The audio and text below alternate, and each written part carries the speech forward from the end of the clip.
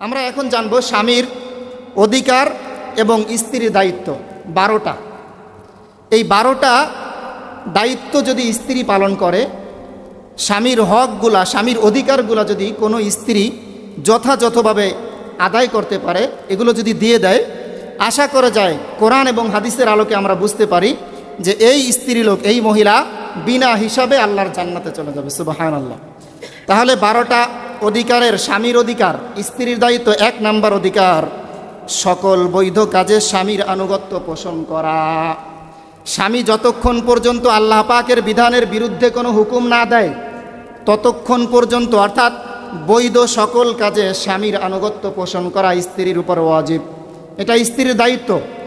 যেমন আল্লাহ পাক রব্বুল আলামিন কোরআনুল কারীমের মধ্যে বলেন, ফাসসালিহাতু কানিতাতুন হাফিজাতুল লিল গায়বি বিমা হাফিজাল্লাহ। নেককার নারীরা হচ্ছে তারা যারা কানিতাতুন, এই স্বামীদের আনুগত্যকে তারা পোষণ করে, স্বামীদের আনুগত্য তারা মেনে নেয়।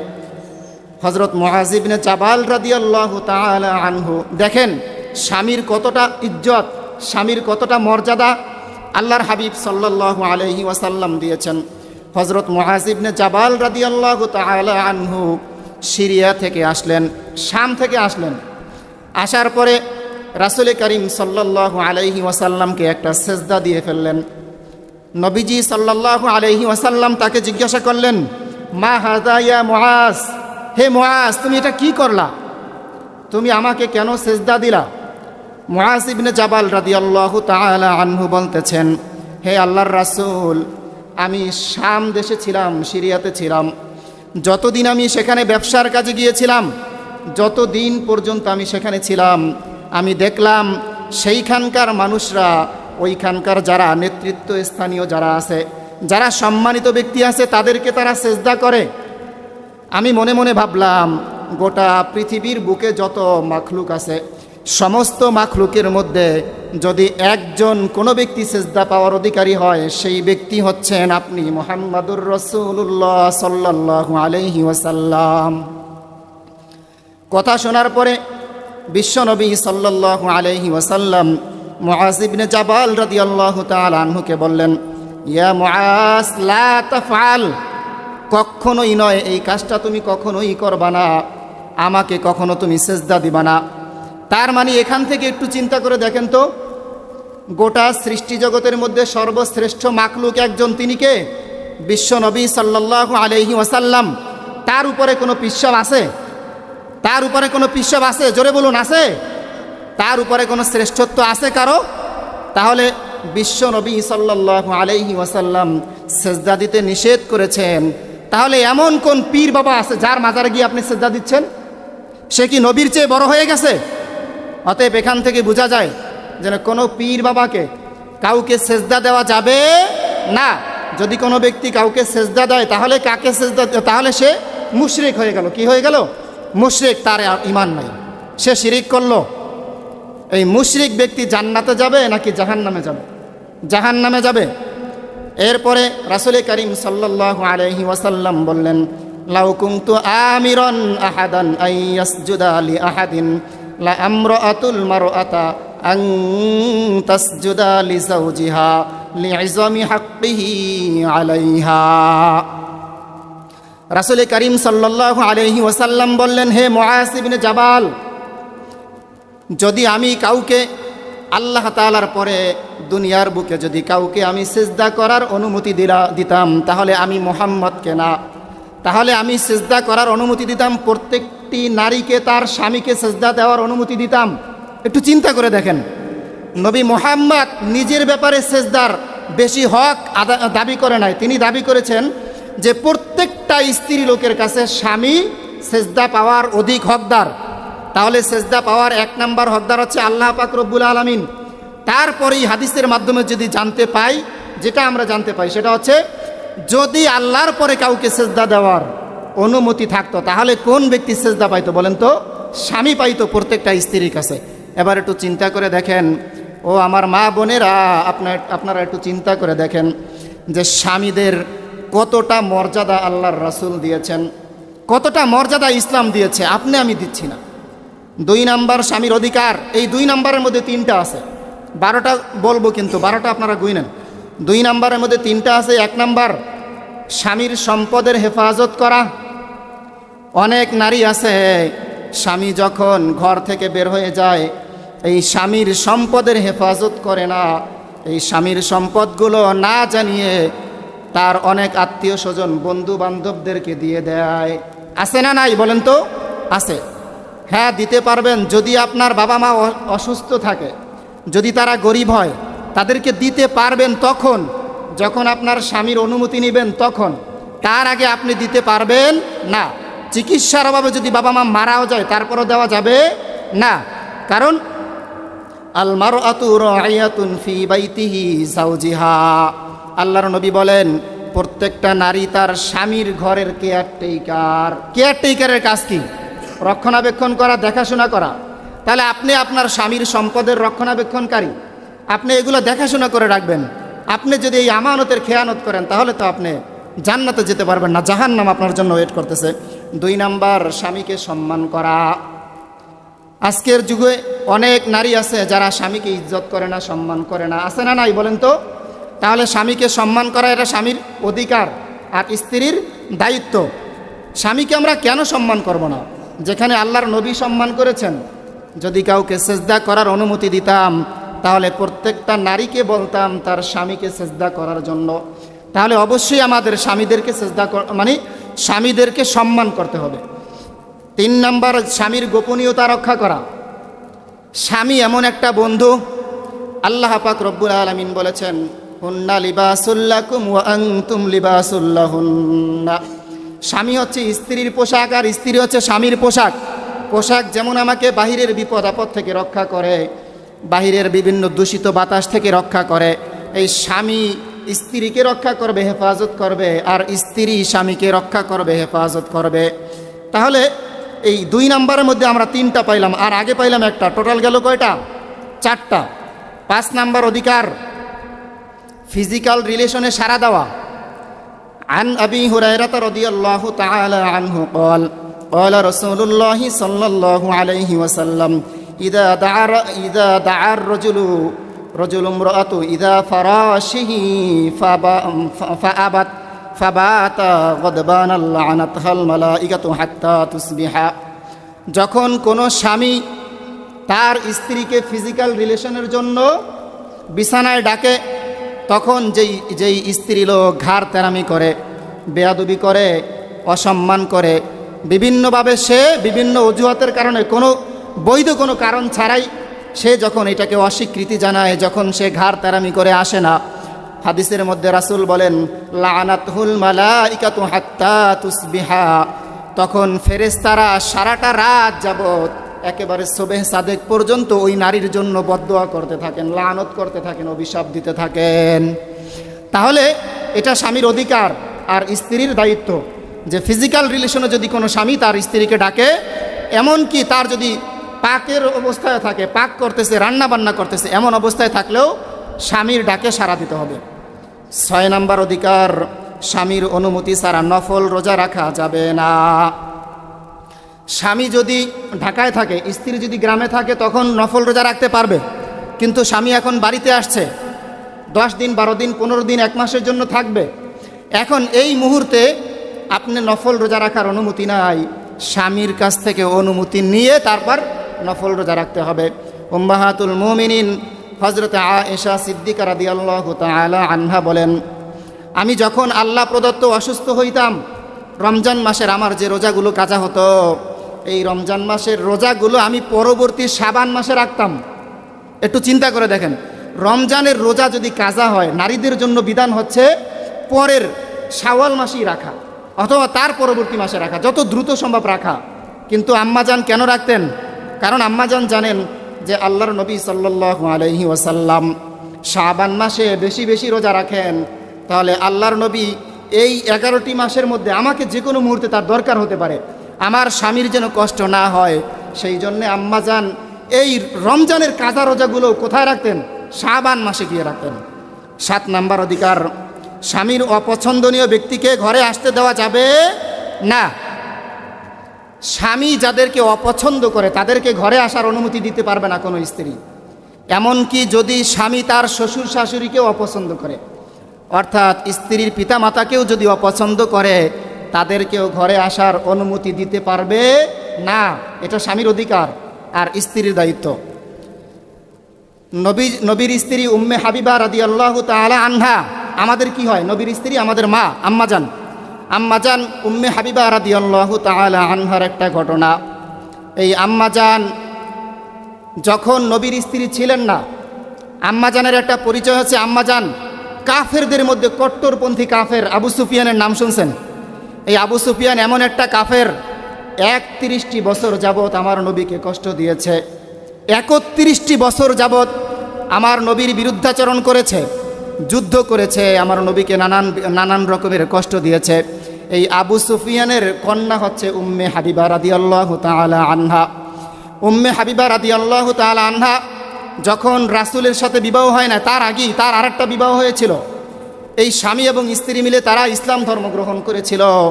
ইসলাম ধর্ম গ্রহণ করার পরে এই উম্মে হাবিবার উপরে এই আবু সুফিয়ান, কাফের তো, মুশরিক, সে চিন্তা করলো আমার সন্তান, সে ইসলাম ধর্ম গ্রহণ করেছে, নবী মুহাম্মাদের ধর্ম গ্রহণ করেছে।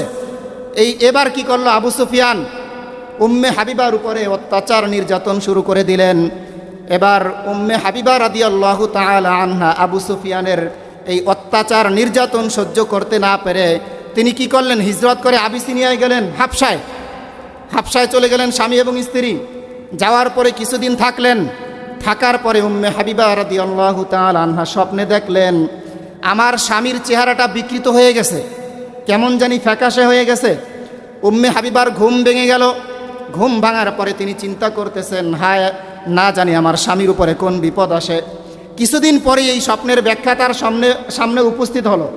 ধরেন কিছুদিন পরেই তিনি দেখতে পেলেন তার স্বামী একজন খ্রিস্টান ব্যক্তির কাছে যাওয়া আসা করতে করতে কিছুদিন পরেই সে খ্রিস্টান ধর্ম গ্রহণ করে ফেলেছে। তাহলে স্বপ্নের ব্যাখ্যা স্পষ্ট, ক্লিয়ার। খ্রিস্টান ধর্ম গ্রহণ করার পরে কিছুদিন পরে আবার সে মারা গেছে। তাহলে তার সাথে খ্রিস্টান ধর্ম যখন গ্রহণ করেছে, সাথে সাথে বৈবাহিক সম্পর্ক শেষ। উম্মে হাবিবা রাদিয়াল্লাহু তাআলা আনহা একা হয়ে গেলেন। এই খবরটা মদিনায় বসে, মদিনার যিনি প্রেসিডেন্ট ছিলেন তখন, কে বলেন তো? মুহাম্মদ সাল্লাল্লাহু আলাইহি ওয়াসাল্লাম জানতে পেরেছেন উম্মে হাবিবা একা হয়ে গেছেন। এবার আবিসিনিয়ার যিনি প্রেসিডেন্ট, তার নাম হচ্ছে বাদশাহ নাজ্জাশী। এই নাজ্জাশীর কাছে একটা চিঠি পাঠাইলেন নবীজি সাল্লাল্লাহু আলাইহি ওয়াসাল্লাম। চিঠির মধ্যে লিখলেন যে আমার পক্ষ থেকে উম্মে হাবিবাকে আমি বিবাহের প্রস্তাব করছি, আর এই প্রস্তাবটা আপনার মাধ্যমে আমি উম্মে হাবিবাকে দিতে চাই। নাজ্জাশী কি করলেন? তার দাসীকে পাঠিয়ে দিলেন। উম্মে হাবিবা রাদিয়াল্লাহু তাআলা আনহা ঘটনাটা এইভাবে বর্ণনা করলেন যে একদিন আমি বিষণ্ণ মনে, চিন্তিত মনে, একা, হায় আমি তো একা হয়ে গেছি, আমার সাথে তো এখন কেউ নাই, দুঃখ ভারাক্রান্ত মনে উম্মে হাবিবা রাদিয়াল্লাহু তাআলা আনহা বসেছিলেন তার ঘরের মধ্যে, কঠিন চিন্তাগ্রস্ত ছিলেন। এমন অবস্থায় তার দরজার মধ্যে করাঘাত করলো, কে জানি করাঘাত করলো। দরজা খুলে দেখেন একজন দাসী। তিনি দাসীকে জিজ্ঞাসা করলেন, কি খবর নিয়ে এসেছ? তিনি বললেন, আপনার জন্য একটা সুসংবাদ নিয়ে এসেছি। কি সুসংবাদ? যে নবী মুহাম্মদ সাল্লাল্লাহু আলাইহি ওয়াসাল্লাম আপনার জন্য বিবাহের প্রস্তাব পাঠিয়েছেন। বাদশাহ নাজ্জাশীর পক্ষ থেকে আমি আপনার কাছে এসেছি। উম্মে হাবিবা রাদিয়াল্লাহু তাআলা আনহা বলেন, এই খবরটা পেয়ে আমি এতটা খুশি হয়েছি, আনন্দের আতিশয্যে আমার কাছে যা কিছু ছিল ওই মুহূর্তে সব অর্নামেন্টগুলো, সব দামি দামি জিনিসগুলো আমি এই দাসীকে উপহার দিয়ে দিলাম।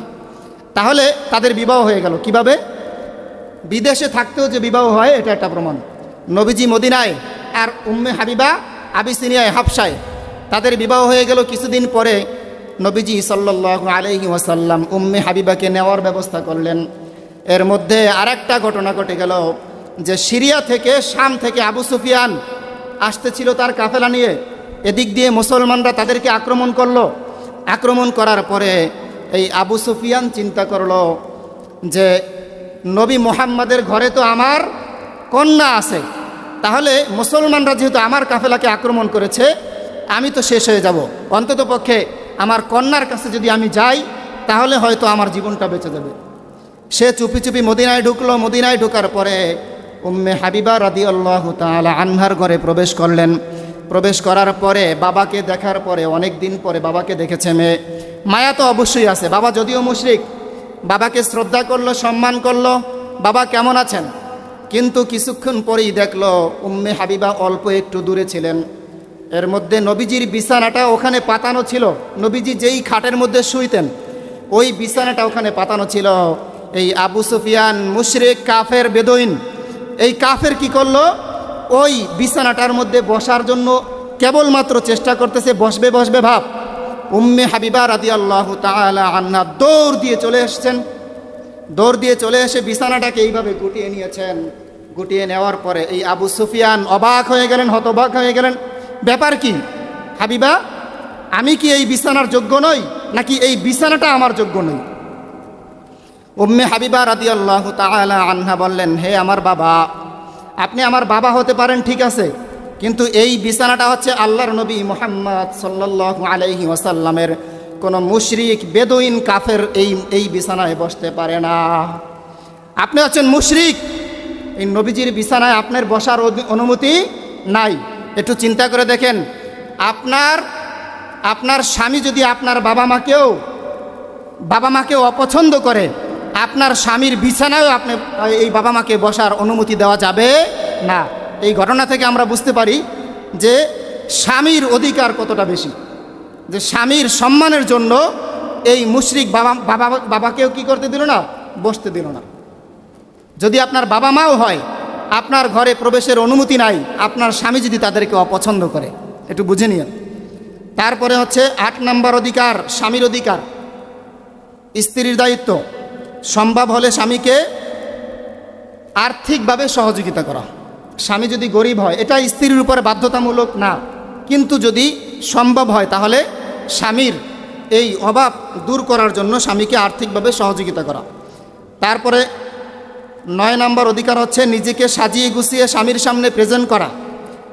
তারপর 10 নম্বর হচ্ছে স্বামীর সন্তানের দেখাশোনা করা। 11 নম্বর অধিকার হচ্ছে স্বামী এবং তার পিতামাতাকে সম্মান করা। 12 নম্বর অধিকার হচ্ছে স্বামী যদি অসুস্থ হয়, স্বামী অসুস্থ হলে স্বামীর সেবা যত্ন করা। এই যে দেখেন আইয়ুব আলাইহিস সালাতু ওয়াস সালাম, তার বিবি ছিলেন রহিমা। এই রহিমা বিবি কি করেছিলেন, স্বামী অসুস্থ হয়েছিলেন কিন্তু স্বামীকে ছেড়ে তিনি গেছিলেন। এই রহিমা বিবি সহ তার স্ত্রী ছিল টোটাল 4 জন। 4 জন স্ত্রীর মধ্যে হযরত আইয়ুব আলাইহিস সালাতু ওয়াস সালামের গোটা শরীরের মধ্যে যখন পোকা লেগে গেছে, এই পোকা লাগার পর সমস্ত স্ত্রীরা একে একে চলে গেল, কিন্তু বিবি রহিমা উনি থেকে গেলেন। 1 দিন আর 2 দিন না, 18টি বছর তিনি থেকেছিলেন। কত বছর? 18টি বছর যাবৎ তিনি থেকেছিলেন। অর্থাৎ আইয়ুব আলাইহিস সালাতু ওয়াস সালাম 18 বছর যাবৎ যন্ত্রণায় ভুগেছিলেন। এটা অনেক লম্বা ঘটনা, কিন্তু সময় নাই, বলা যাচ্ছে না। আইয়ুব আলাইহিস সালাতু ওয়াস সালাম উনি ছিলেন জমানার সবচেয়ে বড় ধনী মানুষ। একদিন আল্লাহ পাক রব্বুল আলামিন ফেরেশতাদেরকে নিয়ে বলতেছিলেন যে আইয়ুব, তাকে আমি এত নাজ নিয়ামত দিয়েছি, এত সম্পদ দিয়েছি, কিন্তু আমার আইয়ুব আমাকে এক মুহূর্তের জন্য ভোলে না। এই ঘটনাটা, এই কথোপকথনটা মিস্টার ইবলিস, এই শয়তান শুনে ফেলেছে। শয়তান বলতেছে, আল্লাহ তাই নাকি? আপনি তো আইয়ুবকে সমস্ত নাজ নিয়ামত দিয়েছেন, যেমন দিয়েছেন অর্থ সম্পদ, তেমন দিয়েছেন সন্তান, তেমন দিয়েছেন স্ত্রী।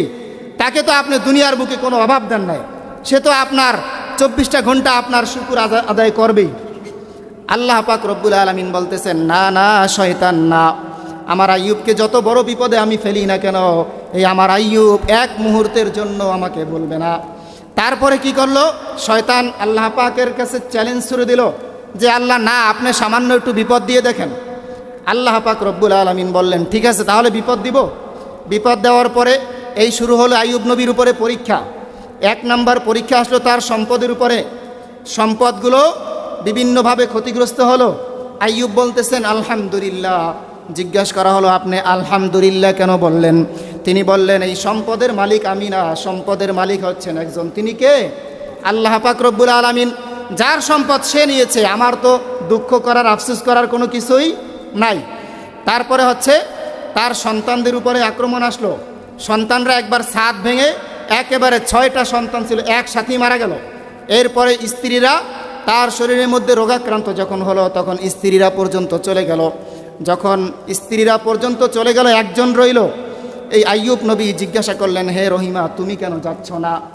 এই রহিমা বিবি বলতেছে যে দেখেন, আপনার সুখের সময় আমি ছিলাম, এখন দুঃখের সময় আমি আপনাকে ছেড়ে যাব, আমি তো এতটাও অকৃতজ্ঞ না। এই চিন্তা করে দেখেন এই বিবি রহিমা কেমন একজন নারী ছিলেন। তিনি ছিলেন ওই জমানার সর্বশ্রেষ্ঠ একজন নারী এবং বংশীয় নারী। তার বংশটা কি জানেন? তার বংশটা হচ্ছে ইউসুফ আলাইহিস সালাতু ওয়াস সালামের বংশধর। চিন্তা করে দেখেন আল্লাহর নবী ইউসুফ আলাইহিস সালামকে আল্লাহ তাআলা কতটা সৌন্দর্য দিয়েছিলেন। এই সিরাতের গ্রন্থগুলোতে আসছে এই যে বিবি রহিমা, তিনি হচ্ছেন এই ইউসুফ নবীর নাতি অথবা পুতি ছিলেন। তাহলে 3-4টা জেনারেশনের পরে একটু চিন্তা করে দেখেন তার সৌন্দর্যটা কেমন হতে পারে। সর্বশ্রেষ্ঠ সুন্দর একজন নবীর বংশের তিনি। তাহলে বংশীয় দিক থেকে রহিমা ছিলেন শ্রেষ্ঠ, তারপরে সুন্দরী দিক থেকে শ্রেষ্ঠ ছিলেন। তারপরে ও স্বামীকে ছেড়ে বিবি রহিমা চলে যায় নাই। একটু চিন্তা করে দেখেন স্বামীর কতটা গুরুত্ব। তাহলে এই 12টা অধিকার স্বামীর, আর এই দায়িত্বগুলো যদি আমরা পালন করতে পারি, আশা করা যায় আল্লাহ পাক রব্বুল আলামিন প্রত্যেকটা মা বোনকে বিনা হিসাবে জান্নাত দান করবেন। এবার আসি আমরা স্বামী এবং স্ত্রীর উভয়ের 6টা দায়িত্ব। কয়টা দায়িত্ব? স্বামীও পালন করবে, স্ত্রীও পালন করবে। 6টা দায়িত্ব, collective responsibility with husband and wife. 6টা দায়িত্বের মধ্যে 1 নাম্বার হচ্ছে আল্লাহ ভীতি এবং তাকওয়া অবলম্বন করা। এই আল্লাহর ভয়, ভীতি, তাকওয়া এটা স্বামী স্ত্রী উভয়ের থাকতে হবে। 2 নাম্বার একে অপরকে সহযোগিতা করা, নেকের কাজে হোক, পারিবারিক কাজে হোক, সকল কাজে একে অপরকে সহযোগিতা করা। 3 নাম্বার স্যাক্রিফাইস করা।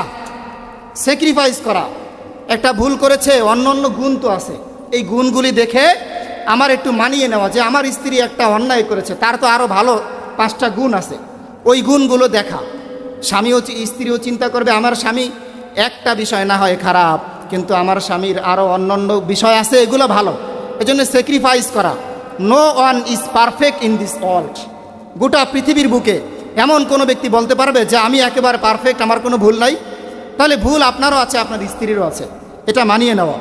তারপর অহেতুক সন্দেহ করা যাবে না। যত রকমের ঝামেলা হয় শুধুমাত্র সন্দেহের মাধ্যমেই ঝামেলাগুলো হয়। তারপরে 5 নাম্বার দায়িত্ব হচ্ছে একে অপরের গোপনীয় বিষয়গুলো প্রকাশ না করা। স্বামী স্ত্রী যখন একান্ত মিলিত হয় তখন আল্লাহ প্রদত্ত যে ভালোবাসাটা হয়, গত জুমায় বলেছিলাম, আজকে ডিটেলস বলবো না, এই আল্লাহ প্রদত্ত যে ভালোবাসাটা হয়, এই গোপনীয় বিষয়টা প্রকাশ না করা। আল্লাহর হাবিব সাল্লাল্লাহু আলাইহি ওয়াসাল্লাম বলেন আযমুল আমানা, এটা হচ্ছে সবচেয়ে বড় আমানত। স্বামীর কোনো গোপনীয় বিষয়, স্বামীর কত টাকার সম্পদ আছে এটাও গোপনীয় বিষয়, বলা যাবে? যাবে না। স্বামীর কোন কোন বিষয়গুলা খারাপ আছে, একটু দুর্বল আছে, বা স্ত্রীর সাথে যেই কাজগুলো করে এটা তো তার জন্য বৈধ, এই কাজগুলো যদি বান্ধবীর কাছে বলে বেড়ায়, আল্লাহর হাবিব সাল্লাল্লাহু আলাইহি ওয়াসাল্লাম বলেন ইন্না মিন আশাররিন নাস ইনদাল্লাহি মানজিলাতান ইয়াউমাল কিয়ামাহ। যেই ব্যক্তি স্ত্রীর গোপন বিষয়গুলা বন্ধুদের কাছে বলে বেড়ায় এবং স্বামীর গোপন বিষয়গুলা বান্ধবীদের কাছে বলে বেড়ায়, এই ব্যক্তি কিয়ামতের ময়দানে আল্লাহ তাআলার কাছে সবচাইতে নিকৃষ্ট ব্যক্তি। নাউজুবিল্লাহি মিন যালিক। 6 নাম্বার ঝগড়া করা যাবে না। ঝগড়া করা যাবে বলেন? কোনো রকমের ঝগড়াঝাটি করা যাবে না, একজন আরেকজনকে মানিয়ে নিতে হবে। ঝগড়ার একটা গল্প আছে, শুনবেন? ঝগড়ার গল্পটা হচ্ছে এক স্বামী ওয়াজ শুনছে, মাহফিল শোনার পরে বাড়িতে গেছে। বাড়িতে যাওয়ার আগে ফোন করেছে যে শুরু করার আগে দরজাটা খোলো। স্ত্রী বেচারা বুঝতে পারে না কি বলছে স্বামী আমার, শুরু করার আগে দরজা খোলো। দরজা খুলল। এরপরে স্বামী ভিতরে ঢোকার পরে বলতেছে শুরু করার আগে খাবারটা দাও। স্ত্রী এবার একটু কনফিউজড হয়ে গেল, কি শুরু করার আগে? এরপরে স্বামী খাবারের টেবিলে বসার পরে আবার বলতেছে শুরু করার আগে ফ্যানটা ছাড়ো। এইবারে তো স্ত্রী না খাওয়া অবস্থায় ছিল যে আমি স্বামী আসবে তার সাথে খানা খাবো, কিন্তু আমার স্বামী আসার পরে একটা গান গাইতেছে যে শুরু করার আগে দরজা খোলো, ফ্যানটা ছাড়ো, খাবারটা দাও। কি শুরু করার আগে বলবা তো? রাগে মাগে একেবারে ফায়ার। স্বামী বেচারা বলতেছে এই যে শুরু হয়ে গেছে, এই শুরু হওয়ার আগেই তো আমি বলেছি সব কাজগুলো করো, মানে এই ঝগড়া শুরু করার আগে এই কাজগুলো তুমি করো। এই জন্য ঝগড়া করা যাবে? যাবে না, ঝগড়া করা যাবে না। তারপরে হচ্ছে 4টা কাজ করলেই একজন নারী বিনা হিসাবে জান্নাতে যাবে। আন আবি হুরায়রা রাদিয়াল্লাহু তাআলা আনহু قال قال رسول الله صلى الله عليه وسلم المرأة إذا صلت خمسها, যেই স্ত্রীলোক 5 ওয়াক্ত নামাজ আদায় করবে, ওয়াসামাত শাহরাহা, রমজান মাসের রোজা রাখবে, ওয়া আহসানাত ফারজাহা, এবং লজ্জা স্থানের হেফাজত করবে, ওয়া আতাআত বালাহা, এবং স্বামীর আনুগত্য পোষণ করবে, ওই ব্যক্তি ফালতাদখুল মিন আইয়ি আবওয়াবিল জান্নাতি শাআত, ওই স্ত্রীলোক জান্নাতের 8টি দরজা যেই কোনো দরজা দিয়া ইচ্ছা বিনা দ্বিধায় প্রবেশ করতে পারবে। সুবহানাল্লাহ। তাহলে এই 4টা কাজ যদি কোনো মা বোন করে তাহলে বিনা দ্বিধায় জান্নাতে প্রবেশ করবে। আরেকটি হাদিসের মধ্যে রাসূল করিম সাল্লাল্লাহু আলাইহি ওয়াসাল্লাম বলেন, আইয়ু ইমরাআতিম মাতাত ওয়া যাওজুহা আনহা রাদিন দাখালাতিল জান্নাহ, যেই স্ত্রীলোকের মৃত্যু এমন অবস্থায় হবে তার স্বামী তার উপরে সন্তুষ্ট ছিলেন, সে জান্নাতি। সুবহানাল্লাহ। তাহলে এই 4টা কাজ যদি কোনো মা বোন করতে পারে তাহলে সোজাসুজি সরাসরি কোথায়? আল্লাহ পাকের জান্নাত। 7 প্রকার নারী জাহান্নামে যাবে। কত প্রকার নারী? 7 প্রকার নারী জাহান্নামে যাবে। রাসূল করিম সাল্লাল্লাহু আলাইহি ওয়াসাল্লাম বলেন, উরিতুন নার ফারাআইতু আকসারা আহলিহান নিসা, উরিতুন নার, আমাকে জাহান্নাম দেখানো হলো, ফারাআইতু আকসারা আহলিহান নিসা, আমি দেখলাম জাহান্নামের অধিকাংশ অধিবাসী হলো নারী। সাহাবায়ে কেরাম জিজ্ঞাসা করলেন, হে আল্লাহর রাসূল, জাহান্নামের অধিকাংশ অধিবাসী নারীরা কেন? তিনি বললেন, তারা অকৃতজ্ঞতা করে। সাহাবায়ে কেরাম জিজ্ঞাসা করলেন, তারা কি আল্লাহর প্রতি অকৃতজ্ঞতা করে? আল্লাহর হাবিব সাল্লাল্লাহু আলাইহি ওয়াসাল্লাম বললেন, না না, তারা 2টা জিনিসের অকৃতজ্ঞতা করে। 1 নাম্বার হচ্ছে স্বামীর এই নিয়ামতের অকৃতজ্ঞতা করে, স্বামীর যে স্যাক্রিফাইস, এই স্যাক্রিফাইসের অকৃতজ্ঞতা করে। 2 নাম্বার হচ্ছে তারা যে সমস্ত মানুষদের কাছ থেকে উপকৃত হয়, এই উপকারের জন্য তারা কৃতজ্ঞ থাকে না, তারা এটার কদর্যতা করে। তাহলে এই 2টা কারণে নারীরা জাহান্নামে যাবে। 7টা কারণ বলেছিলাম, এইখানে পাইলাম 2টা। আর একটা হাদিসের মধ্যে রাসূল বলেন, তাকসারুল লানা, তারা বেশি বেশি লানাত করে, অভিশাপ দেয়। সন্তান যদি কোনো রকমের ভুল করে, অন্যায় করে, সন্তানকে অভিশাপ দিতে দ্বিধাবোধ করে না। স্বামী যদি কোনো রকমের ভুল করে, স্বামীর গোটা জীবনের এই নেয়ামতগুলো সব ভুলে যায়। একদিন যদি কোনো রকমের খারাপ কিছু হয়, বলে যে তোমার সাথে বিবাহ বসার পরে আমার গোটা জিন্দিগি শেষ। স্বামীকে এই ধরনের বিভিন্নভাবে নাশুক্রিয়া করে এবং স্বামীকে কি করে, এই যে অভিশাপ দিতে থাকে। এই অভিশাপের কারণে তারা জাহান্নামে যাবে। রাসূল করিম সাল্লাল্লাহু আলাইহি ওয়াসাল্লাম বলেন, লাইসাল মুমিনি বিত্তাম ওয়ালাল লাআন ওয়ালাল ফাহিশি ওয়ালাল বাজি, মুমিন কখনো ফাহিশা কথা বলতে পারে না, অশ্লীল কথা বলতে পারে না, দোষারোপকারী হতে পারে না, কটুবাক্য বলতে পারে না, এটা মুমিনের গুণ হতে পারে না। তাহলে এই 7 শ্রেণীর যারা জাহান্নামে যাবে তারা কারা কারা? 7 শ্রেণীর নারীরা হচ্ছে এই 3টা তো আমরা পাইলাম। 4 নাম্বার হচ্ছে যারা বেপরদা হয়ে চলাফেরা করে। 5 নাম্বার যারা স্বামীকে বাদ দিয়ে পর পুরুষের সাথে চলাফেরা করে। 6 নাম্বার যারা মিথ্যা কসম করে, গীবাত করে। 7 নাম্বার যারা কারো উপকার করে, খোঁটা দেয়। এরকম নারী আছে না নাই বলেন তো? আছে। তো যাই হোক ভাই, আর একটা বিষয় হচ্ছে যে কোন কোন অবস্থায় গেলে স্ত্রীকে তালাক দেওয়া যাবে, কয়টা পন্থা অবলম্বন করলে শেষ পর্যন্ত একেবারে দেয়ালে আপনার পিঠ ঠেকে গেছে, কোন পরিস্থিতিতে পড়লে আপনি স্ত্রীকে তালাক দিতে পারবেন। কোরআনুল কারীমের সূরাতুন নিসা 4 নম্বর আয়াতের মধ্যে আল্লাহ পাক রব্বুল আলামিন বলেন, ওয়াল্লাতী তাখাফুনা নুশুযাহুন্না ফাইযুহুন্না ওয়াহজুরুহুন্না ফিল মাদাজি'i ওয়াদরিবুহুন্না। 4টা স্টেপ যদি আপনি অবলম্বন করেন, দেন আপনি তালাকের সিদ্ধান্ত নিতে পারবেন। তার আগে পারবেন না। 1 নম্বর স্টেপ, ফাইযুহুন্না, যদি আপনার স্ত্রী অবাধ্য হয়, যদি আপনার স্ত্রী আপনার কথা না শুনে, তাহলে তাকে কি করতে হবে? তাকে ফাইযুহুন্না, সৎ উপদেশ দিতে হবে, তাকে ওয়াজ নসিহত করতে হবে। কর্কশ ভাষায় কথা বলা যাবে না। স্ত্রী বেয়াদব, আপনি তাকে সুন্দর সাবলীল ভাষায় তাকে বুঝাবেন, 1 নাম্বার পদক্ষেপ।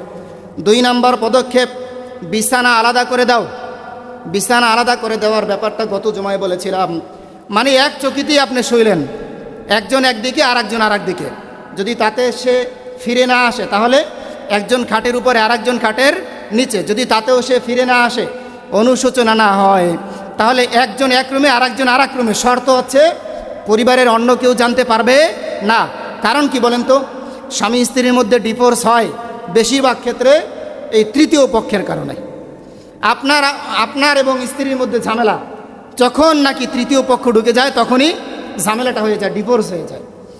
ভাই ভাই ঝামেলা, এর মধ্যে যখন তৃতীয় পক্ষ ঢুকে যায় তখনই কেস মামলা হয়, ভাই ভাইকে হত্যা করতে বাধ্য হয়। এজন্য তৃতীয় পক্ষকে ঢুকতে দেওয়া যাবে না। 2 নাম্বার, শাসন করতে হবে, হালকা শাসন। এমনভাবে শাসন করতে হবে স্ত্রীকে যাতে করে তার চামড়ায় পর্যন্ত ব্যথা না লাগে। অর্থাৎ যাকে আপনি ভালো কথা বললে ধরবে না, তাকে তো আপনি পিটাইলেও ধরবে না। এজন্য কোরআন বলেছে আপনি পিটাইতে পারবেন না, শাসন করবেন, হালকা শাসন। এজন্য হাদিসে আসছে মেসোয়াক দিয়ে মারা। মেসোয়াক দিয়ে মারলে কি ব্যথা পায়? ব্যথা পায় না। 4 নাম্বার স্টেপ হচ্ছে 2 পরিবার মিলে আমরা কি করব, বসবো, বসার পরে মীমাংসা করব। যদি তাতেও না হয়, দেন আপনি শরীয়তের সবচেয়ে নিকৃষ্টতম হালাল যে বিষয়টা সেটা হচ্ছে তালাক। এই তালাকে আপনি 4 নাম্বার স্টেপ গ্রহণ করার পরে যেতে পারবো আমরা।